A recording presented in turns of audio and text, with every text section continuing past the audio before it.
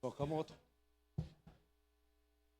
Em segunda discussão e votação, o projeto de lei número 164/2024, contido no processo número 209/2024, de autoria do Poder Executivo, que autoriza o Poder Executivo a firmar convênio com o município de Flores da Cunha, objetivando a atuação conjunta nas estradas limítrofes com vistas a uma melhor otimização logística e de recursos na divisa entre os dois municípios e da outras providências. Contenho a mensagem retificativa MR 1/2024. Relatora, vereadora Tatiane Frisso. Com a palavra, a relatora. Peço dispensa por já ter sido lido anteriormente. Dispensa concedida. Em discussão. Encerrada a discussão. Em votação. Peço a palavra, senhor presidente. Para declarar o voto, o vereador Fiuza.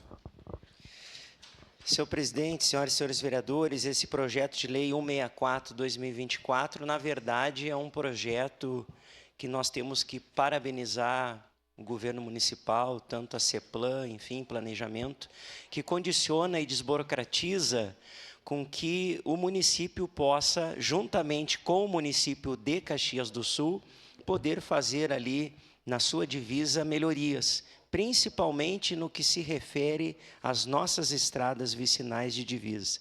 É importante a gente salientar com que qualquer melhoria que o município de Caxias do Sul tenha o desejo de poder efetuar nessa divisa, sem com que nós tenhamos este projeto de lei aprovado, condiciona com que o município tenha situações jurídicas a ser resolvidas. Então, eu gostaria de pedir aos nobres pares, vereadora Gladys, que foi subprefeito, sabe muito bem disso, da importância que tem a gente trabalhar para desburocratizar o nosso município e condicionar com que cada vez mais as nossas estradas tenham uma melhoria e poder fazer com que os moradores daquela localidade, principalmente aqueles que trabalham evacuando ali, muitas vezes os hortifrutis granjeiros e assim por diante, possam ter uma condição de estrada melhor.